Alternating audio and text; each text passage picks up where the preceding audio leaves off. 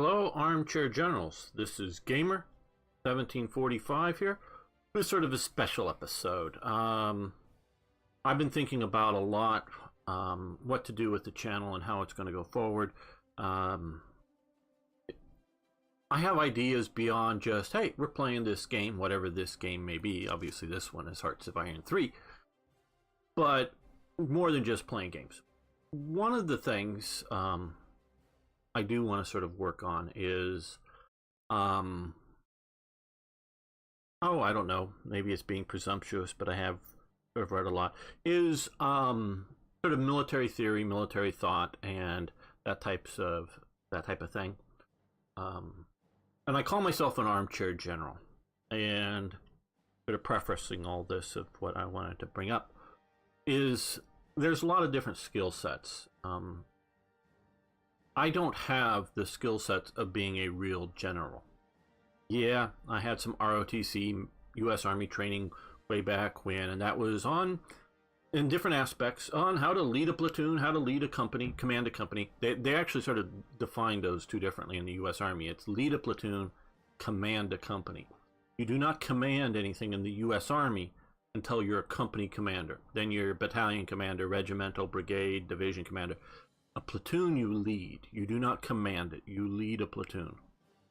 And it's sort of defined within that. And it's also sort of the duality that you get with the guy who really knows how to do the things in the platoon. He's the platoon sergeant because he's been there a lot longer than any lieutenant. It's sort of a training job for a future officer is what platoon leader is. Army. I know it's called commander in other armies.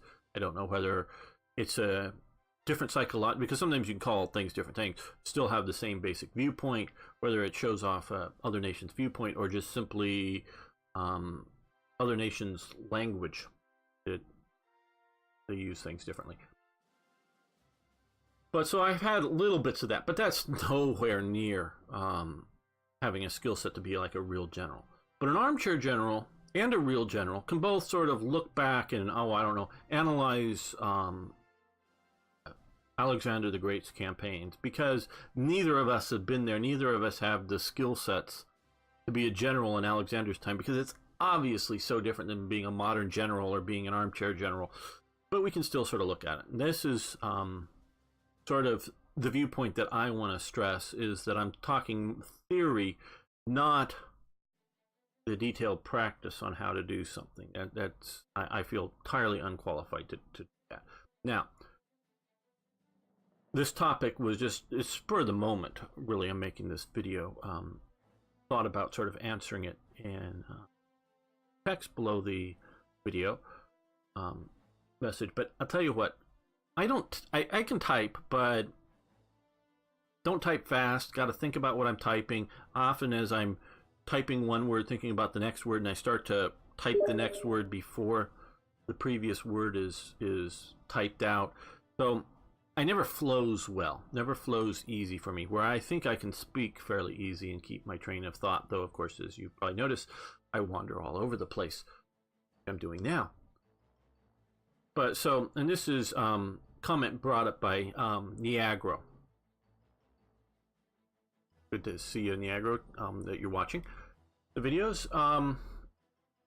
And about the Soviet invasion. One of his questions was, is the Soviets still a threat? And I didn't exactly understand how he meant it. I took it that he primarily meant, is the Soviet Union within Hearts of Iron 3 Black Ice, is it still a threat anymore? Because of how quickly 6 months we took it down. Might have meant it, is this Soviet Union, is this still a potential threat? But taking the first sort of meaning of the question, and of course you can answer below Niaggro. Sorry, some of the screen names. Niaggro. I'm pronouncing them wrong. You can clarify below if you like, but no need. when I was preparing for the Soviet campaign, now I did that previous alt history one, and I was quite surprised, and I got lucky, I think, to have won that. Trapped and overran some of the spawning units up around here in that campaign. And I look at that campaign as pure luck. I think I could easily mess that up and be overrun. To me, is the Soviet Union, whether you're thinking bad AI or historically, because I also think of this in historical terms, is it a threat? And I'll tell you something. It is not, in my opinion, the primary importance, how big of the opponent's army is versus your army, whether it's a threat or not. Size does matter. It is a relative thing. It does matter. But it's also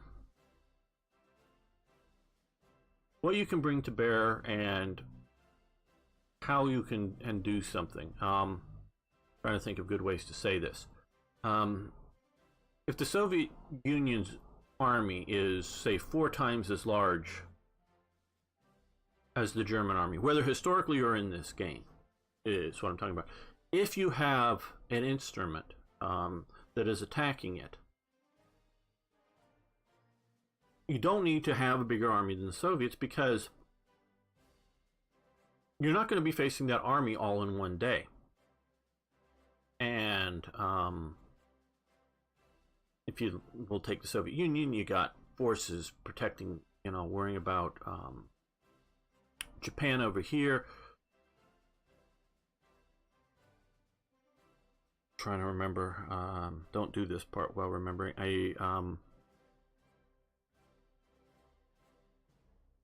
Django was recently sent a link to an article that talked about how the Trans-Siberian divisions for the winter offensive really wasn't the primary units, at least primary, for the winter counteroffensive by the Soviets. It was a bunch of other new divisions that had been forming in this sort of part of the Soviet Union, basically at the time, or starting formation at the time of the beginning of the German invasion. And that also to a point gets my point, is the size itself doesn't matter, because you have troops over here, troops down, protecting against Iran at the time, occupational troops, various things. But even if you had the great bulk of your army here, sitting along gotta include Romania, all along the German Axis border, if you will. If you have all your troops there, you don't have to have the bigger army. I almost said stronger, but stronger is different. Bigger army, or even the most powerful, again, the bigger army to win. You have to be able to do a couple of things. One is to be able to effectively limit the enemy's ability to go on the offensive. And that means you not necessarily you're strong enough to defeat them. Could be down in here, slow, methodical withdrawing to different defensive lines at times, where they're fortification lines, as in concrete and well-built fortresses or something, or just simply rivers and mountains and other natural, because the Soviets had occupied here, so you got this river, front river to the Danube down here line, and then you can defend along the mountains here, and then you can withdraw a long ways back here. As long as you can do that in a skillful way to limit their ability to attack. If you can do that, then have your force that's going to go on the offensive that can defeat the enemies in front of it. So if the Soviets are spread out along this border here, and most places you're defending, but you can concentrate your force to destroy the enemy in detail. You don't need to be able to defeat it in its entirety all at once. Defeat it in detail. And this is what I like to wait until 42 instead of 41 to do the Soviet invasion, is because the exact problem, and Django can talk some about this if he wants to reply below, because he's been reading some really interesting books on the German army and Barbarossa. Some very good stuff that he's posted. I've read some outtakes that he's posted on that stuff. Is the real lack of the German army to sustain their offensive operations. And it really shows the limitations of the German army had. They were unable to sustain the operation. Now, and this also comes down, if you think I'm just BSing or I don't know what I'm talking about, this comes down to the idea here for the Battle of France. And this, again, Bevan Alexander is one of the military historian readers, thinkers that I'm following in some of this philosophy and other things. These aren't just my thoughts, but it's sort of an amalgamation of things I've read and studied and looked at. The French army was bigger, and I will say this, more powerful than the German army, in the sense that I would say that had more troops, obviously, had more tanks, had more artillery pieces, and I would say per minute or per hour or per day can project more bullets at the enemy than the Germans could project back at them, hence more powerful. But what the problem was, that Germany could concentrate its attack, be overwhelming at its primary point of attack or attacks. Sometimes there are multiple thrusts, and so it overwhelms the French army. The size does not matter, and even the relative size does not matter between the French and the German armies, or the Allied armies, if you will, the German and the Allied armies, because the Germans are able to overwhelm and are flexible enough to keep that going, because, again, we can look at the lack of communication that the French High Command had with frontline units, even the poor communication within, shall we say, divisional organizations, the very bad communications between the British command, which was technically under the excuse me, under the French command as part of the BEF was under the French overall command. Poor coordination with the Allies. They were trying to coordinate with Belgium, but even before the invasion came, because they knew it was coming.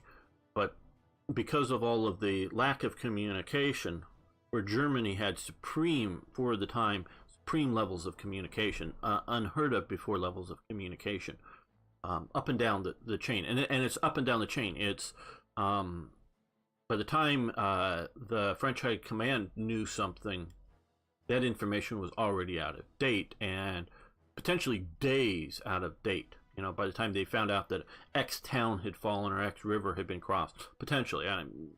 Someone could look at the TikToks of when Germany took things and when it was reported at the French High Command, look in details. But I know definitely in the terms of hours, sometimes in the terms of days, that the front had changed. And they're giving out orders for previously, hold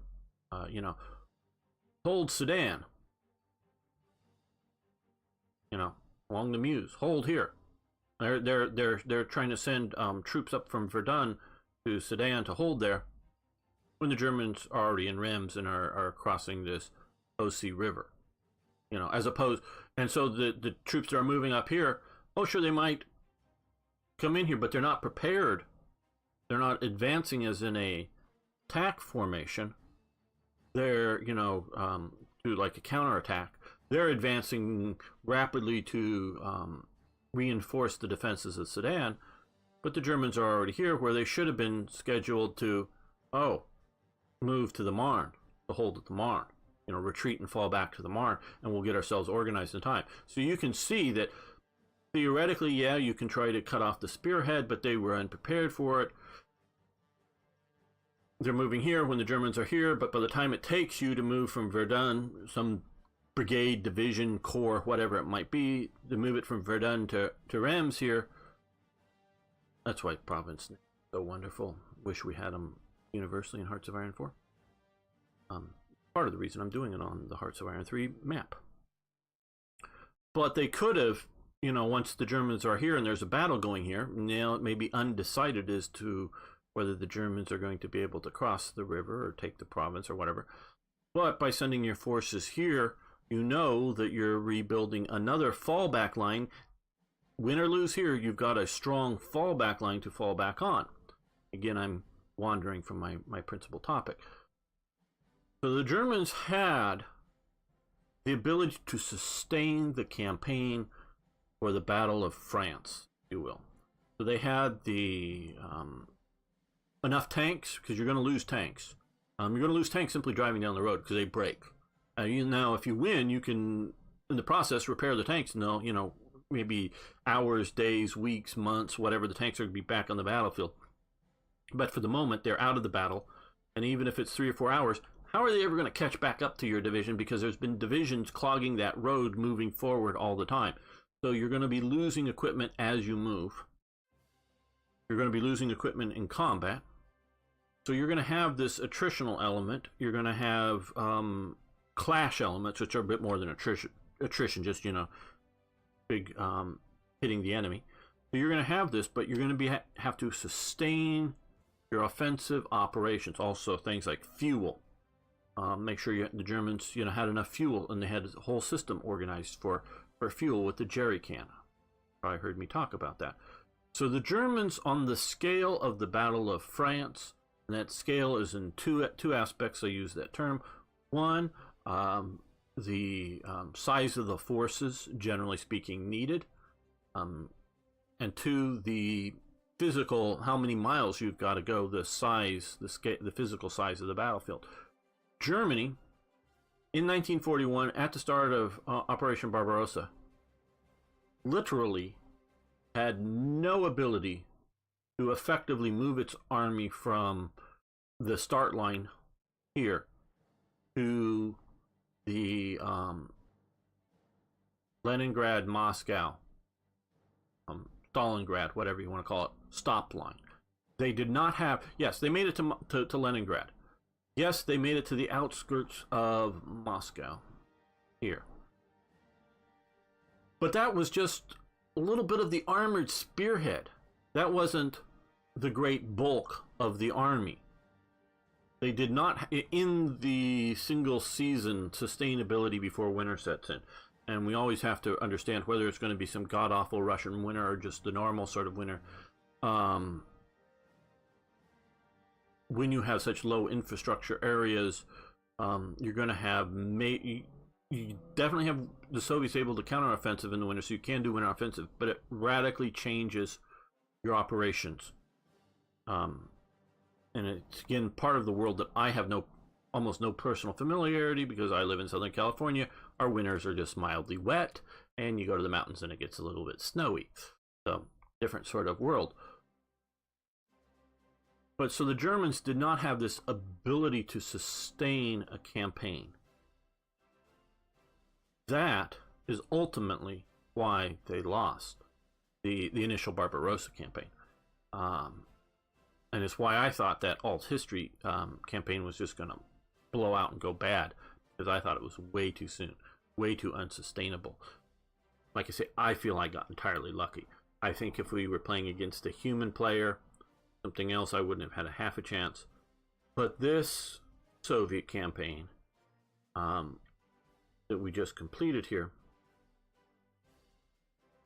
I believe I built up the forces, enough divisions, enough armored, enough motorized, semi-motorized, whatever you will, to sustain the operations, to keep being able to attack the enemy, keep the enemy off balance, keep the enemy from ever being able to get on balance again. And I think it would be maybe not equally as effective, but still effective against a human player. The only thing I ever worried about in achieving this campaign is achieving victory in this campaign is the supply situation. And no matter how many of supply improvement events, tweaks, and other things that you're able to done, the limitations of this game, not of real world, but of this game, limits the abilities to operate on the supply level.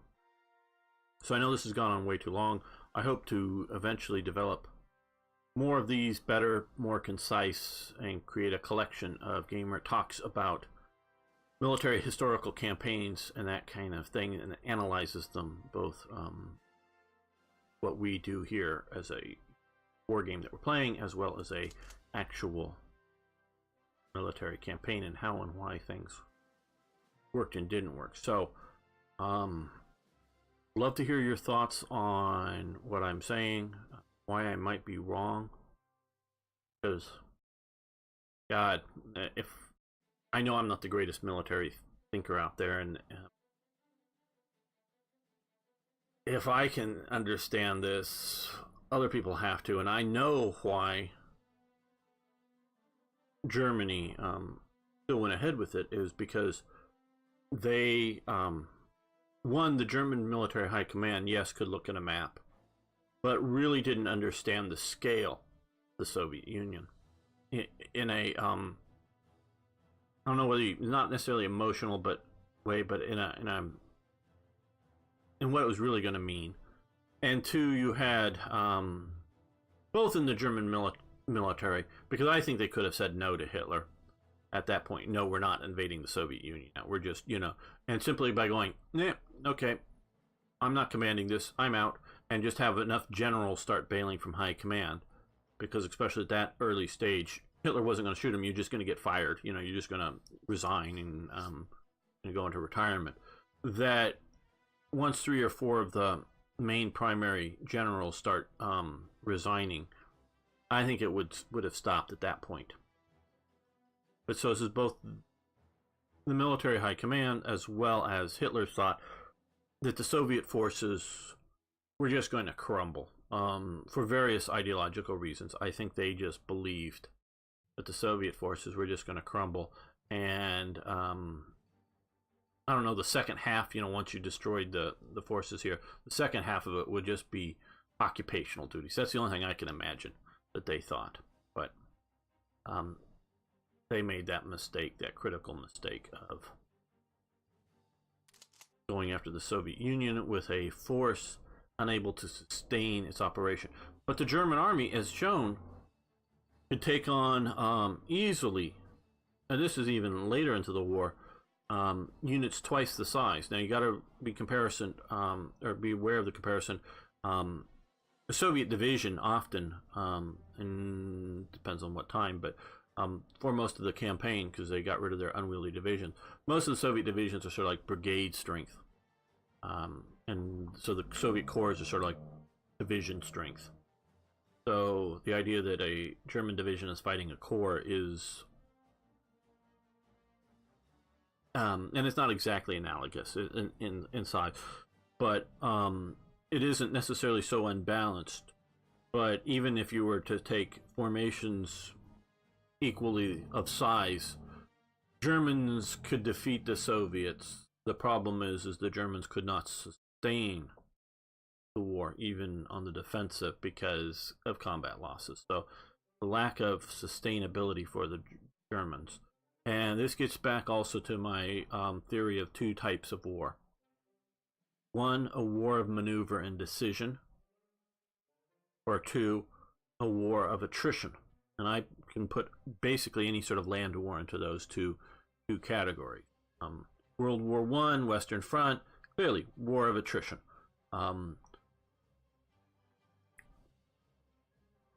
Battle of France, clearly a war of decision, because it's decided on maneuver and firepower and winning that. It's not who can kill more of the enemy, it's who can psychologically, and this gets back to Sun Tzu, who can overwhelm and dominate the battlefield. The Soviet Union, Germany is just too weak to have a war of decision. Lack of that sustainability. That is, again, why I waited to have my war of decision, because if that doesn't happen, what then, as historically comes down to it, that is a war of attrition. And sometimes I feel I encounter fanboys of Adolf Hitler on the channel and other places, but Hitler was a very, very, very bad general. He only understood wars of attrition. So when you have a Stalingrad campaign, he then holds the line, defend, retreat, or no retreat, hold here, hold, as opposed to where if you look at people like von Manstein, oh, this ain't working out, let's get the hell out of here and retreat back. Oh, but it looks like we lost. Well, maybe, yeah, but we'll prepare and create another war of decision. So the 1 second chance that they had to try to create a limited war of decision by trying to take Stalingrad, Hitler turns it into a war of attrition. And so the German-Soviet war becomes, in essence, a war of attrition, and Germany can't match both, well, the Allies and Soviet production, because the Allies definitely contribute significantly to the Soviet development. Okay, thanks for watching. Please comment. Do appreciate that. And if you have other questions, historically, strategically, you want talked about, I'd happily take them. We'll be doing, of course, was going to say we're going to be doing a live stream Saturday. I don't think I'm going to be doing a live stream Saturday. I think I'm going to be going to TwitchCon. So to learn how to do some of this better, maybe make some contacts. So I may not be doing a live stream Saturday, but on other future live streams we can chat there. Thanks so much. See you next time.